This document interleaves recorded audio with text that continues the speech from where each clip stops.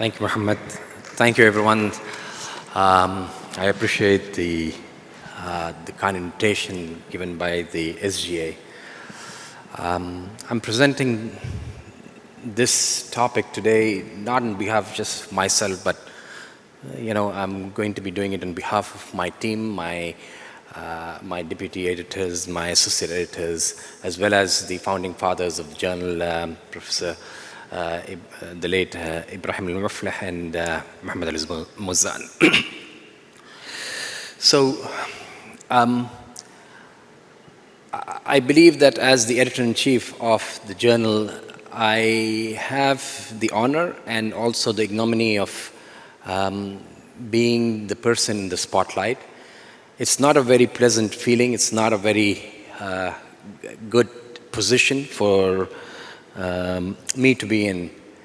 Many of you here probably have had articles that have been rejected. Many of you feel that I am not fair and so on. And I understand and I accept those criticisms. So what I'm going to do is try to be objective in how I present the issues related to the journal. So I'll give you a little bit of background why I got into this field.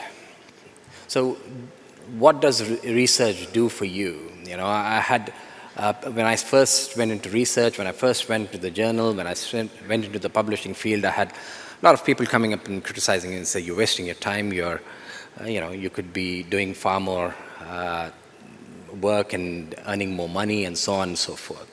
But I believe that the researcher is a different individual altogether. He is made from a different metal. He's made from with a different perspective. The researcher has the spotlight on him. He is always under the scope. It puts him on a pedestal. It elevates you to a position where you can get recognition. And in Saudi Arabia, we are in the past few years beginning to see some benefits. So if you look at the data, Saudi Arabia itself is ranked just outside the top 30 nations, just beyond 30. That's where our position as researchers are. And this has been a few years down, and currently I think that we are doing even better, and we expect that we will keep marching till we get into the top 10 positions in terms of research production throughout the world. So who's driving the research from the country? This is a field that is, this slide gives a very different perspective to where, if you were comparing it to other nations, for instance, if you were concerned with US or European nations, you would see that a good majority of the publications comes from well-funded research agencies. In Saudi Arabia, it comes from academic institutions. Yes, the government does not have too much of a role on it. What we are seeing is that the vast, almost like 94% of the research production in the country comes from academia. There is very little that comes through the government. And this 94% is, as you can see, significantly higher than what you would see in the other parts of the world, where it's about 75% at an average. This is because I think there is not enough being put into R&D in the country. If you look at Saudi Arabia, there we are a little bit pale blue. That's suggesting that we are not really up to mark in terms of government funding. There is not enough being invested into research and development as part of a GDP proportion. We are somewhere between 0.44 to 0.88 in this particular slide, as you can see, much lower than many of the developed countries across the world. And this slide basically shows us right at the bottom in terms of developed countries. We are not really there in terms of amount of expenditure that is being put into research. And if you see how it has been, slightly improving as we go along, and it has come to currently about 0.818. That was back in 2017. And we are still well below the mark of what is there in the rest of the developed world. You see the other countries, Europe, North America, even Asian countries such as South Korea, far more investment into research than what we are currently putting in Saudi Arabia. And when we look at what really is the problem, there are a couple of publications in Saudi Journal of Gastroenterology. One's just published, another one is in process. And when we look at two different diseases, we look at IBD and we look at fatty liver disease, and we see that there is really, really not enough funding that is going into the disease process, and that is being reflected in our output. So the amount of funding that should go into researching these diseases is simply not enough, and our funding agencies in the country are not doing as we would be expecting them to do. There are two particular institutes that are there for MASLD, or fatty liver disease, and there is only one for IBD research, as you can see, that are there, but really not what one would ideally expect. If you look at the top 10 funding agency for the past decade for articles that are published in Saudi Journal of Gastroenterology, King Saud University is probably the only one that is worthy of mention there. And if we look at the Chinese, even though their articles we are not publishing as many articles as we are publishing from Saudi Arabia, and yet their articles are being well funded by other institutes. For us in Saudi Arabia, there's a lot of work to be done. Even though we publish most of our research in Saudi Journal of Gastroenterology, not many of these are actually funded adequately. But things are on the uptick. There is hope. There is light at the end of the tunnel. In Saudi Arabia, we expect by the year 2040 that the amount that is going to be invested in research and development is going to significantly improve. From 0.8%, we expect that we will reach 2.5% over the next decade and a half. So where does the Journal of Gastroenterology rank? Currently, number 6 in all Saudi biomedical journals across the country. And in terms of specialty journals, we are number 2 in position. I would want these rankings to be better for the journal, but this is the reality. This is where we are. And we are still not so bad. We are still doing okay. But things were a little bit better. If you look at the impact factor, it has really been a roller coaster ride for us over the past decade. We went up starting from 2015 when we got our first impact factor, and then things went up. About 4 years back, we had a significantly higher impact factor than what it is today. But if we look at the table on the right, our position in terms of relevance has not really changed. We have more or less remained the same in terms of where our ranking is in the World Gastroenterology Journal stage.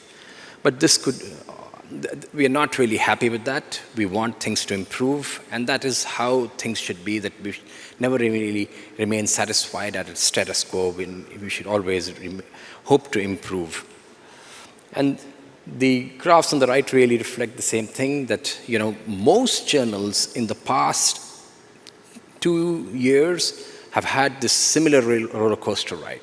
The impact factors have gone up and they have gone down, not just for gastroenterology journals, but for journals across the field in all aspects of science. And the reasons are many.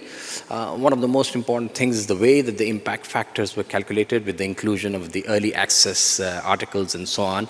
It's a bit complicated, but generally there was an anomalous increase in the impact factor in the year 2020, 2021, and then subsequently it got corrected. And we are back to where we were 2 years ago, which is at the 2021 one stage, I would say. So, going on to look at what are the top 10 most cited articles last year.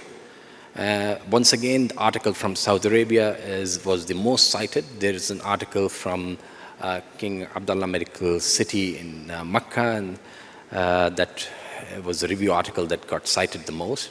And these is generally reflected otherwise also. If you look at the past decade, we see that the top most cited articles are from all around, from countries such as Romania to China, and of course from Saudi Arabia, India, Iran, and so on.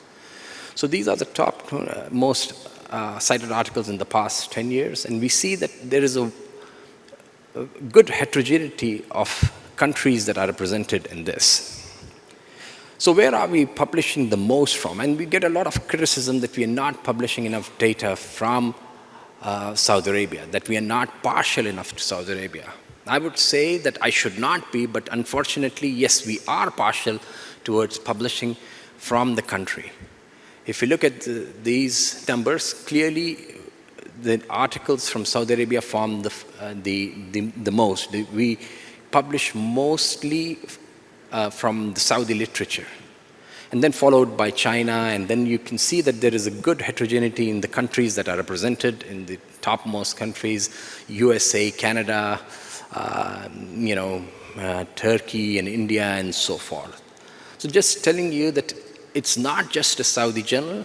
We really are a journal that spans across all countries and nations, and we do have a good representation of what we publish in our journal, despite the name being very predominantly Saudi. So our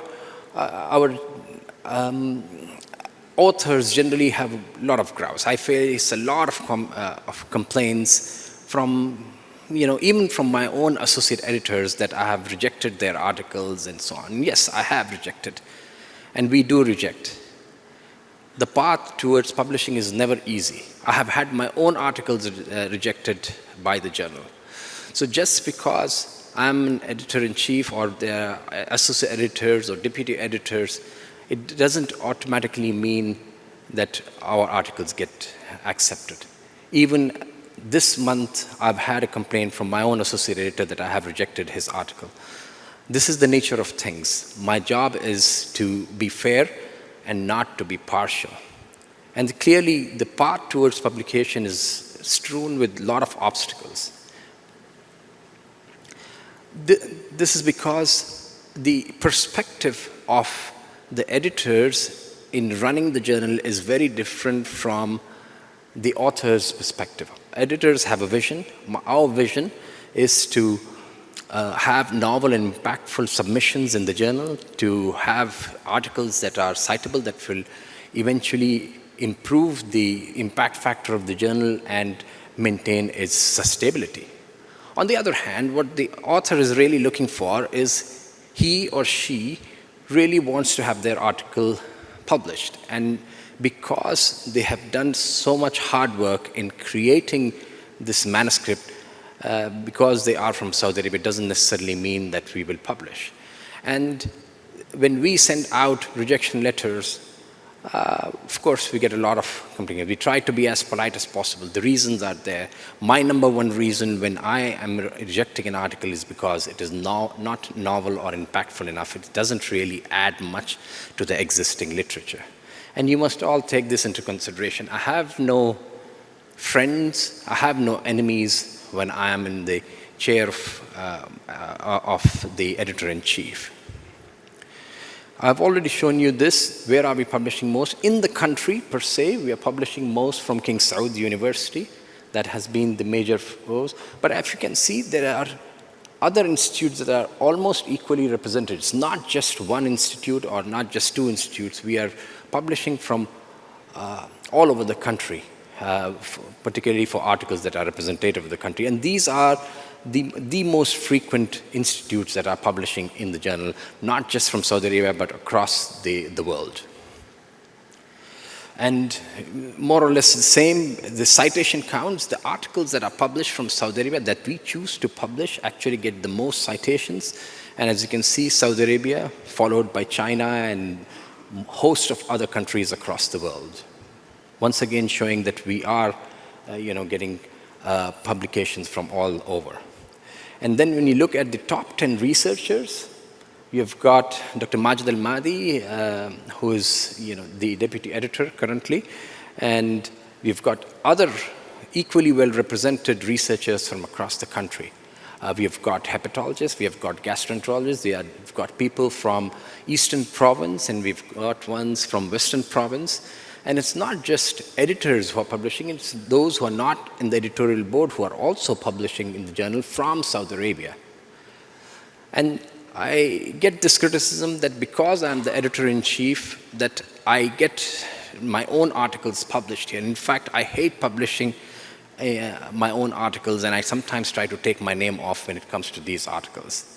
And there was this systematic review that was done that looked at all the articles that were published for a certain group of countries, and what they found is that the editors-in-chief were not really biased in their review practices when they were publishing in their own journals. However, they did make a recommendation that at least for editors-in-chief, it's preferable not to publish in your own journal and try and publish elsewhere. So to conclude, we are not here as editors to just be academics. We are there as professional editors doing a professional job. We don't have friends, we don't have enemies, we do a job. Our job is mostly to see things a little bit differently than how authors see them in order to maximize the revenue generation for the journal and to improve its impact factor. And considering the huge responsibilities that rest on us, our decisions have a lot of impact on the scholarly community, and the professionalism of the editors really forms the backbone of our job. A journal is defined not just by the editors, but it is also defined by its authors and the readers. If you don't read, you do not submit, and if you do not submit, then we as editors are going to suffer.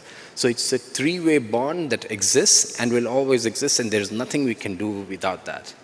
And at Saudi Journal of Gastroenterology, we strive to walk this fine path between the journal's vision and the author's expectations.